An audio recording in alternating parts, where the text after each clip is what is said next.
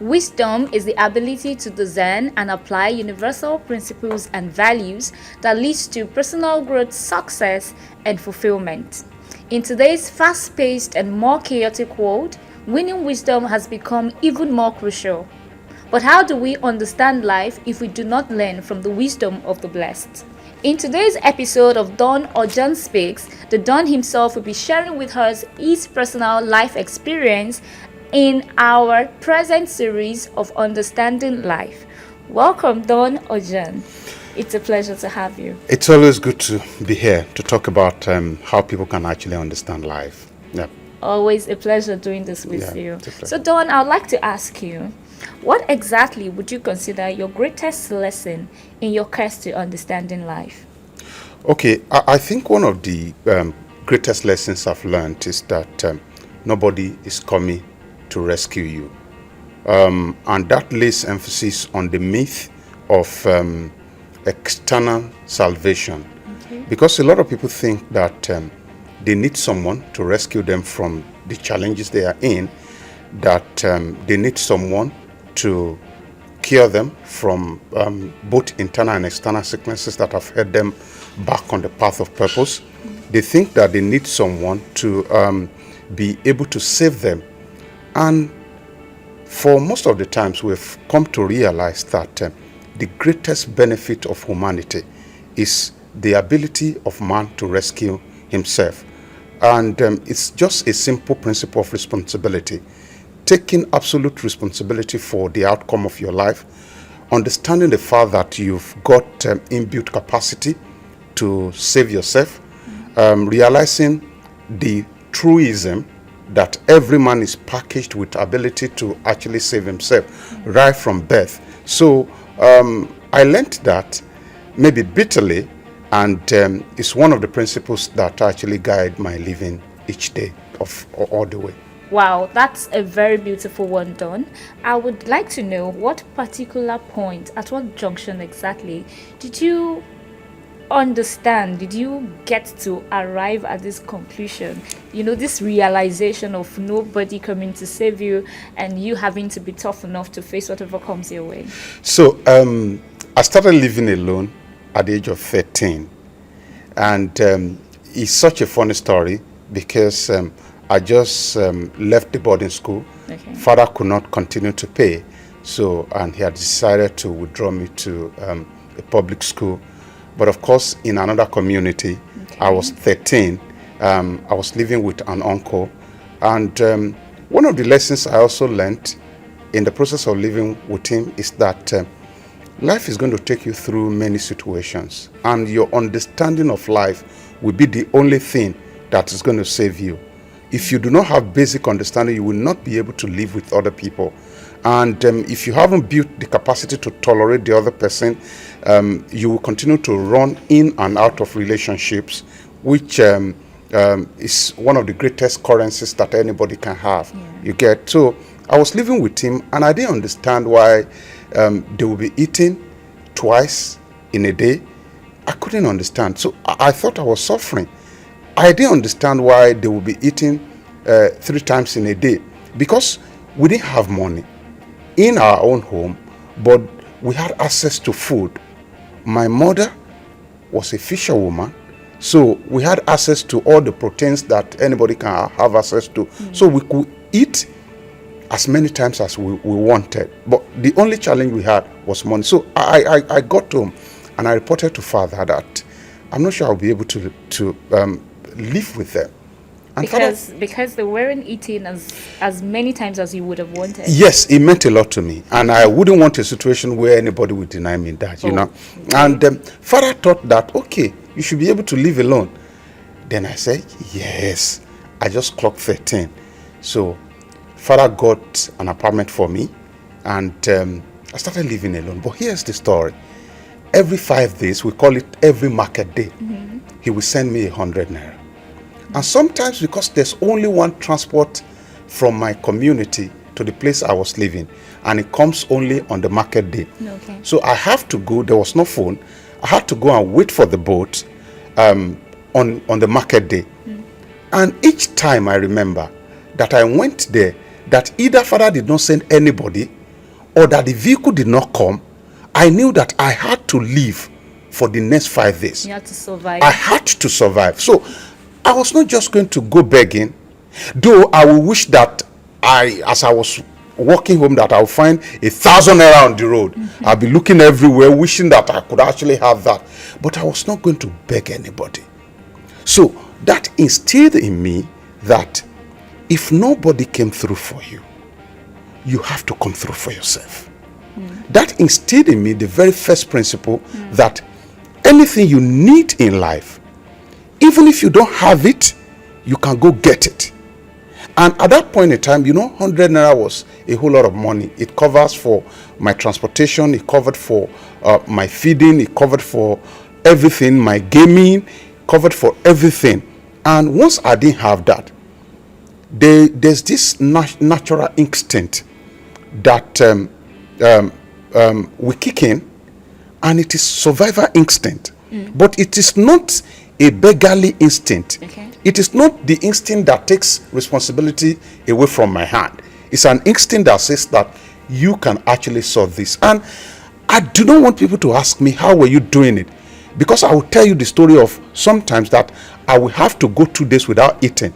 I was running from 2 square meal, and I now got into the moment of abundance where I have to also intermittently go fasting for 2 days. But I came out of that experience, 4 years living alone, till I wrote my wife. I came out of that experience. Since then, I have not loved the idea of relying on people. I have not loved the idea of thinking that my salvation is external. I have not loved the idea that my help is going to come from someone. And that does not invalidate the fact that the journey of success requires the input of the community. That does not take away the truism that you will meet people on the way that are going to help you to achieve whatever it is that you want to achieve. But again, the first attraction, the first invitation that you extend to genuine people who can help you to walk the path of your greatness is the fact that first you must have taken responsibility. If you don't take responsibility, you can continue to wish to have these people in your life, but you may never get to have them. Wow, what a thought-provoking life experience, I must say.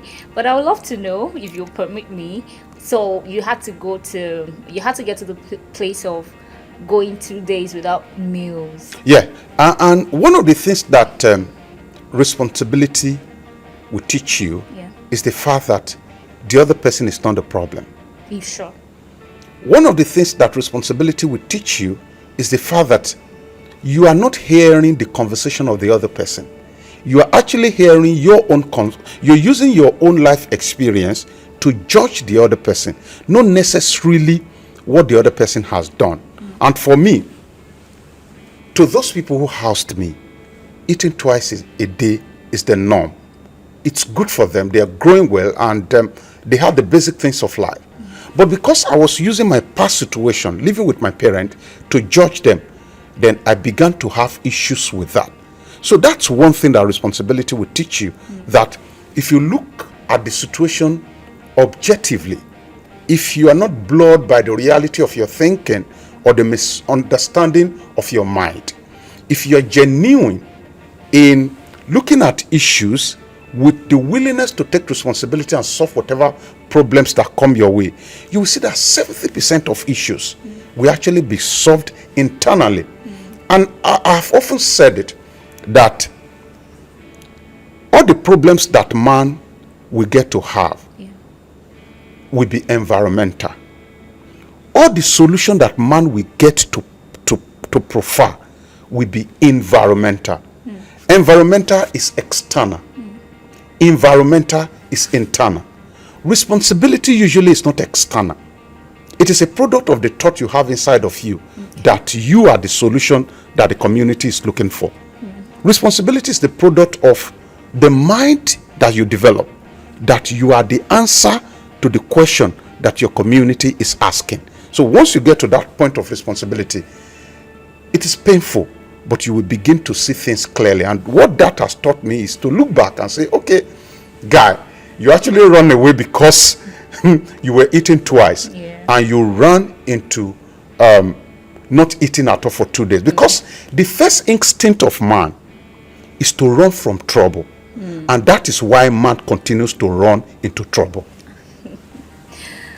Wow, the first instinct of man is to run away from trouble, but that is why man continually falls into trouble. That's a very, very much golden nugget for everyone watching this podcast right now. Okay, I must say this whole thing is pretty much summing up to the, more like a theory of self-conviction, self-reliance, self-responsibility, and all of that. Pretty much, I would like to say, I would like to ask as well that at that point where you had to face the reality of what you were experiencing at that point, you survived days without meals, right? You didn't die. What were the things you did? What was the place like? What were the things you told yourself, like how, like I would rather than, did you pass through these days brooding, time passed and okay, somehow the food arrived, the buses came or something, or someone was sent to you, or did you brace up? Did you tell yourself, I'm going to survive either ways, I'm going to be fine? How exactly did you go through those days? So I think that we must get to a point where we understand, and that's one of the things that that period actually taught me. Okay. And when I was running for office, that particular experience jumped at me. And this is how it happened. I had set, I know a few people, worthy people. I have met a few powerful people. So I had set up a group of people and picked them carefully from my phone and put them in a WhatsApp group. And the intention was to tell them that, this is the conviction I have, that we cannot continue to complain about bad governance in the country. I am offering myself to actually serve. And running for election anywhere in the world is capital intensive. You're going to spend a lot of money, and you need what we call crowdfunding. The community needs to rise up to fund whatever it is that you call your political ambition. So I put them together and I sent a message to them. And these are highly placed people with good convictions. So I appeal to them that I'm going to need their support in my quest to govern my state. All right. And they and the only money that came through was 10,000 naira. So I had to sit well and looked at it very carefully, check the contact again. In fact, it's so funny that the only person that gave that money was living abroad. And he called me to say, Guy, I do no longer believe in Nigeria. I believe in your vision, but I do not believe in Nigeria. And as a result of that, I'm not willing to stake my resource in the community I do not believe in. The other people that are here, they went quiet. And the first thing that jumped at me was the experience I had almost 25 years before that period. And you know what happened? I told myself that if I didn't die at that point, I am also going to pull through. And you were asking, how was I able to survive? And this is where the universe meets the need of man that is willing to be responsible. Along the line, the universe is only looking for your resolution. And I've said it repeatedly. If you continue to show the universe what you cannot do, if you continue to advertise your weakness to the universe likes to multiply everything that human gives to it. And that's why you see that we always duplicate what we discuss, because the universe listens. If everything we discuss is about impossibility, what the universe will do is to multiplicate our impossibilities.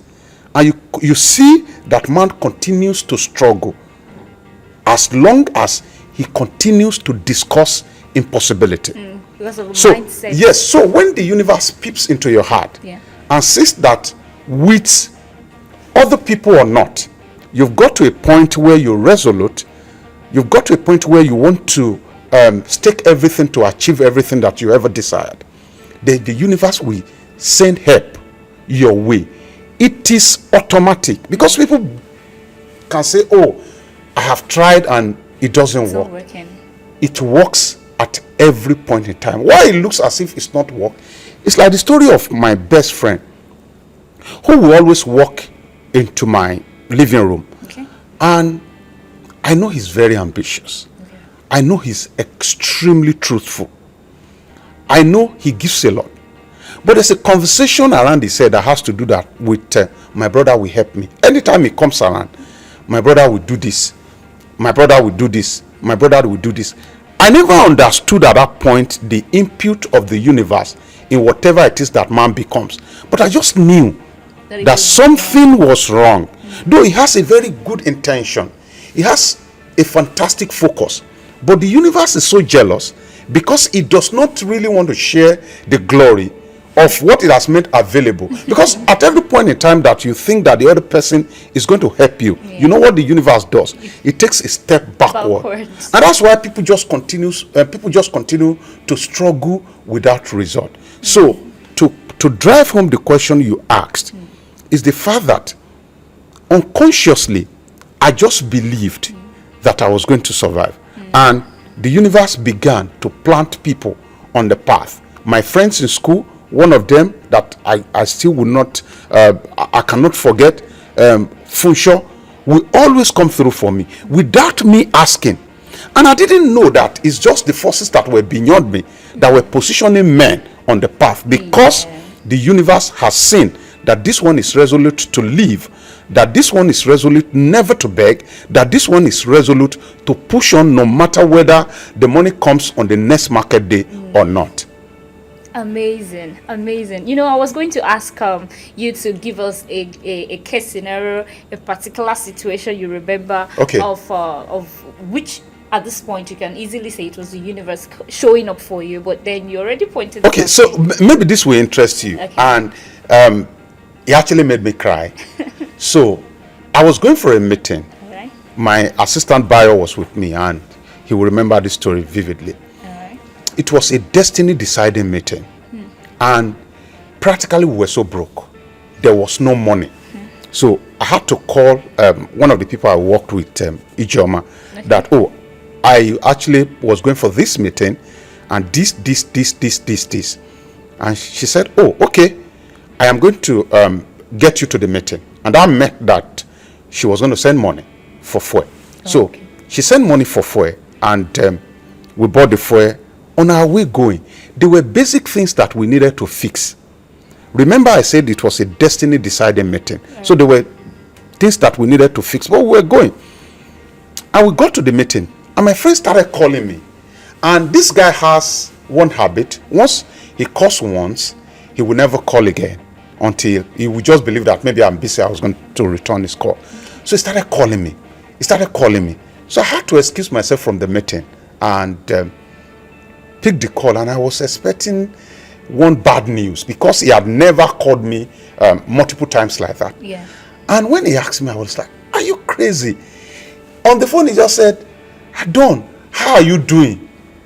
I like, so you're calling me this multiple times because you want to ask me how are you doing? I said, I'm fine. How are you doing these big things you are doing? I said, I'm doing it. How can we come in? I said, really?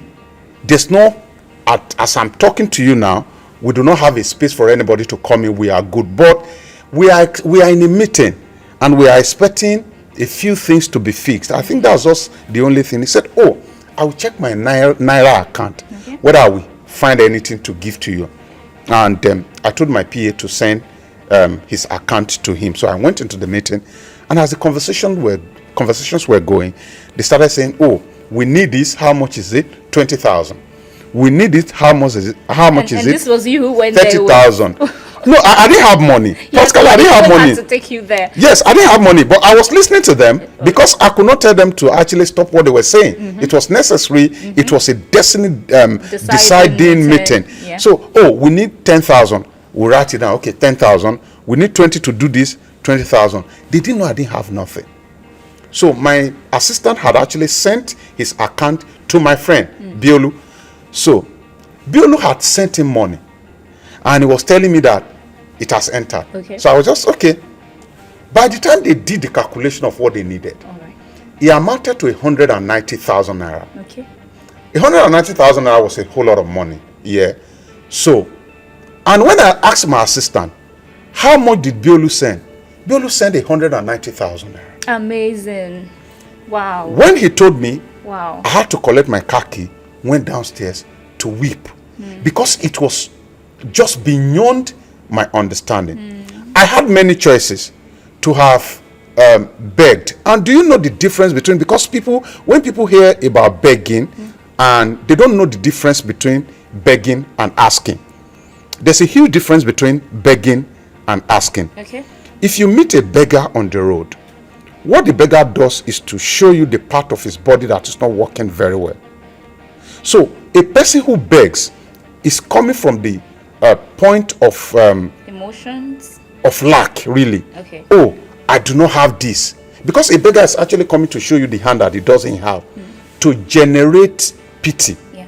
That's the motive behind begging. Okay. But when you are asking, there's something you are doing, and you have actually taken the steps of responsibility that is visible for people to see. And this is also the problem that people have. When I talk to people and I hear that, oh, my uncle is not helping me, I'm not going to talk to you the second time. It just shows that you have not understood how life works. Life is not working to make your uncle help you. Your uncle only intervenes if you have taken steps. Yes. In the right Every direction. wealthy person that I know, and I've been able to work with a few billionaires, I know that they want to be part of your success story. But when you continue to beg, begging puts a question mark on your ability to make something out of the situation. Yes. So, but asking is, this is what I've done. I have moved this phone, for example, from here to here. And you are not even talking about their input. You are talking about your perceived result. You are not asking them, bring this, no. You are telling them, this is where I'm going. This is what I want to achieve at the end of the day. And these are the steps that I've taken. Do you want me to lie to you? Interventions will come. So that really showed me that without necessarily showing the part of the body that you don't have, without necessarily showing, because nobody in real sense of it wants to attend a pity party. And at every point in time, you think you're making a very delicious meal in the pity party. But that party will only attract people of your caliber. It will not attract the kind of people that you need. And there was a story of something that happened last week. A lady actually had walked into the church, and before she got to me, I had told the person close to me that this person will not greet me, will not pay attention to me. Why is that? Because I had seen the way she behaves over the time. Anytime she has an issue and you are unable to meet that need, you have momentarily become an enemy. And people like that are not going to achieve greatness. It is not a question of whether it's there's anything anybody can do. It is how the universe operates. So when you take the step and you're willing to move on, the universe will naturally plant people on your path that will be burden bearers. Burden bearers don't come on the invitation that is extended to them through pity. They come only on the invitation that is extended to them through conviction. And the best way to market your conviction is to take responsibility of the situation. Amazing. You know, right now I feel like standing up and giving you a clap because that's so much for such a little period of time. I must tell you, this is so much coincidental because I was reading a book. I'm currently reading a book, and among the pages of that book is a place where there was something about life being a fair employer, and it will pay you for whatever it will definitely pay its wages. Whatever labor you have put into life, it will definitely pay you. And I think it's more like, synchronizing with what it is we're talking about right now, Yeah. about nature and the universe being fair. If you are convinced, if you are taking steps in the right direction, if you're resilient, if you're willing to keep pushing, and you show that this thing is what you're convinced about, some way, somehow, the burden bearers are gonna step in. Yeah. So action is like a forceful impression on life situation. Okay. When you continue to strategically take action without considering the communal constraints that will always be on your path, you're trying to make an impression on life. And it's a colorless kind of universe. Whatever you write on it is what the universe will magnify. Some people have consistently written failure on it. And not failure because they tested something and it didn't work. Failure because of the fact that they think the miracles they are looking for is in the hand of another. And when you continue to look at the hand of the other for your rescue, you will continue to wait until the universe maps you out as part of the irresponsible people that are in it. And do you know the danger of that? Is that the universe will not get to compliment your effort when you get to a point of that kind of irresponsibility. So, whatever you do, whatever impression you write on life is what life will magnify and pay you back. And there's one very funny story that religious people misunderstood in the Bible. Okay. Now, Jesus was saying that there was this person who actually employed people. He employed some at the 6th hour, employed some at the 11th hour, employed some at the 11th hour, which is the late hour. And when the man was paying their wages, he actually paid everybody equally. And religious people began to give different kind of meaning. But here is the meaning. When the day you are ready to take responsibility for your life is the day the universe starts to pay you or start to count your payment. So at that point, it doesn't matter whether you start at 14, whether you start at 24, whether you start at 50. What is due to you will be paid to you as long as you get to a point in your life. And that's why a philosopher said that the greatest day of your life is the day you choose to begin to lead the kind of life you've ever imagined. For example, if you woke up today and decided that this is the life I'd always imagined, and you want to start leading the life now, the universe is going to pay you. Consistently, we have seen that in people. There were people who started their life at 54. And we've read stories about people who started their life at 74. We've also seen people who started at 16.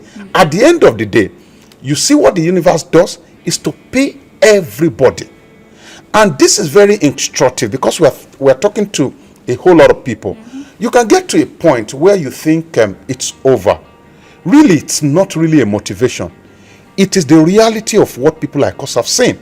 We have seen people, even in our situation, contest election, for example, over and over and over and over, until they get to a point where they've been able to convince the universe that they are the best alternative. Whether they are the best alternative for you is a different thing entirely. What we do in this part of the world, and that brings me to this very scary point, is that we judge people based on what we know about them. The judgment of people should be about what they have put into the universe. For example, somebody has made the preparation for 30 years for something. Because you are not aware, does not mean that it just came from yesterday. So consistently, people have shown that anytime you wake up and you get to that point of understanding that your rescue is in your hand and you take responsibility, universe is fair enough to pay you your wage. Honestly, I've had a lot to learn on today's edition of Don or John Speak, discussing basically on our episode of the season understanding life. Honestly, guys, I think that more than ever, it is up to us to take responsibility. Of course, as the Don himself has said, it is up to you to take responsibility and be certain, be convinced, be sure that life, universe is definitely going to pay you for whatever actions you decide to take. What more can we say than to encourage you to join us on another edition of Don or John Speaks. Bye for now.